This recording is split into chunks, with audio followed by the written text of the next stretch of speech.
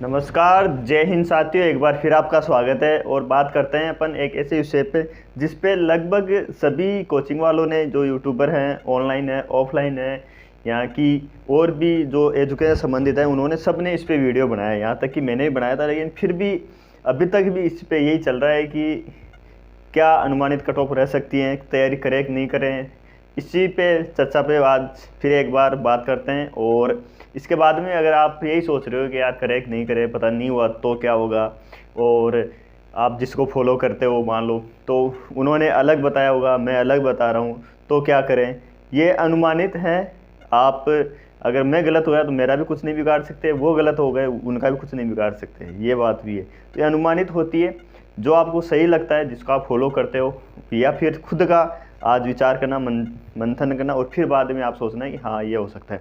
बात करते हैं सीईटी एलडीसी को लेके कट ऑफ कितनी रह सकती है अनुमानित, और ये भी है अगर नहीं हुआ तो इसी में अगर आप बिल्कुल भी नहीं पढ़ रहे हो, इधर उधर ही घूम रहे हैं, वीडियो देख रहे हैं ऑनलाइन ऑफलाइन या यूट्यूब पे, तो उससे बढ़िया है ना कि आप पढ़ाई स्टार्ट कर दें। अपन पढ़ाई स्टार्ट कर देंगे तो ये ऐसे दिमाग में भी नहीं आएगा। दिक्कत कब आती है, जब अपन से ज़्यादा नंबर वाला होता है ना, जैसे मान लो अपने 160-65 नंबर के आसपास है, 70 नंबर है, 80 है या 90 तक है, उस अपन से ऊपर मिलता है साथ 200-210 वाला, तो वो बोलता है अरे यार बहुत कट ऑफ ज़्यादा जाएगी यार। तब अपन तरह से हो जाते हैं, हताश हो जाते हैं, अरे यार मेरे तो इतनी ही है।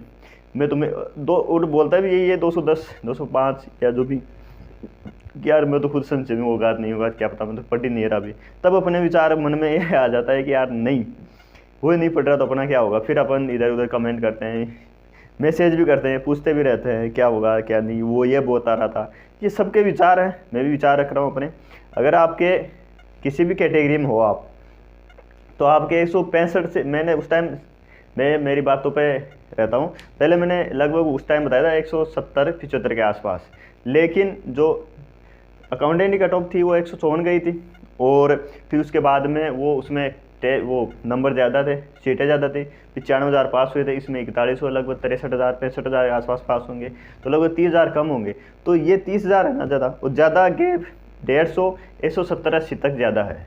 तो मेरे अकॉर्डिंग लगभग अगर आपके 165 से 170 तक है ना, तो आपको तैयारी स्टार्ट कर देनी चाहिए और रुकना नहीं चाहिए।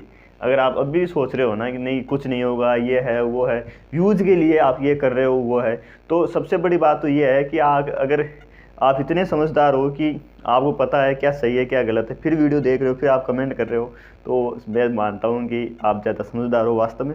लेकिन ये उनके लिए है जो संशय में रहते हैं। अब बात करते हैं कि अगर नहीं गई तो पढ़ लेंगे, पढ़ा हुआ कोई व्यर्थ थोड़ी जाएगा। कोई भी इसमें 5 सब्जेक्ट हैं, हिंदी, इंग्लिश है, और जीके है, मैथ्स है, साइंस है। ये चीज़ पढ़ लोगे आप तो पढ़ा व्यस्त हो जाएगा। आपको अगर कोई ये बोले कि नहीं साहब 180 जाएगी, उसको बोल दो हाँ जाने दो, तो ये चीज़ अपन ये जवाब नहीं दे पाते। सबसे बड़ी दिक्कत यही होती है कि अपन जवाब नहीं दे पाते हैं। अगला जवाब करता है तो अपन डिमोटिवेट हो जाते हैं, अरे हाँ यार हो तो सब, जवाब देना सीखो, नहीं हो जाने दो, जाओ हो जा।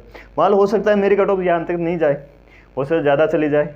तो एक ये होता है ना कि अनुमानित, और एक होता है पढ़ाई, और अपन बिजी हैं, फ्री रहेंगे तो वही फालतू की चीज़ें, इधर उधर की बातें आती रहती है, घूमती रहती है, और ये कट ऑफ का वीडियो वो देखें। इससे बढ़िया स्टार्ट कर देनी चाहिए मेरे अकॉर्डिंग। अगर आप बात करेंगे, अब ज़्यादा मासूम वो होते हैं कि 165 बता दिया मान लो बोले मैं तो 164 मैं क्या करूँ।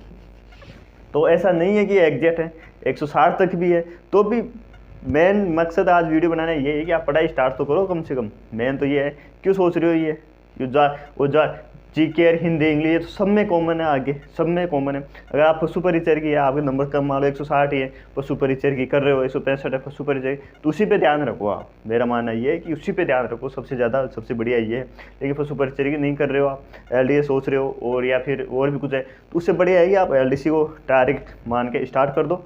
इससे ज़्यादा बड़ा मौका नहीं आएगा। ये चीज़ थी। तो 160 165 70 तक है, तो मेरे अकॉर्डिंग हो जाएगा, क्योंकि जो कट ऑफ अभी अकाउंटेंट के अकॉर्डिंग अपन मान रहे हैं कि अकाउंटेंट के अंदर भी 170-80 बता रहे थे, लेकिन गई कितनी, 154 गई। इसमें भी यही होगा। और मान लो थोड़ा बहुत ऊपर नीचे हो जाता है तो पढ़ा हुआ चीज़ व्यर्थ नहीं जाएगी, 100 बातों की एक बात है।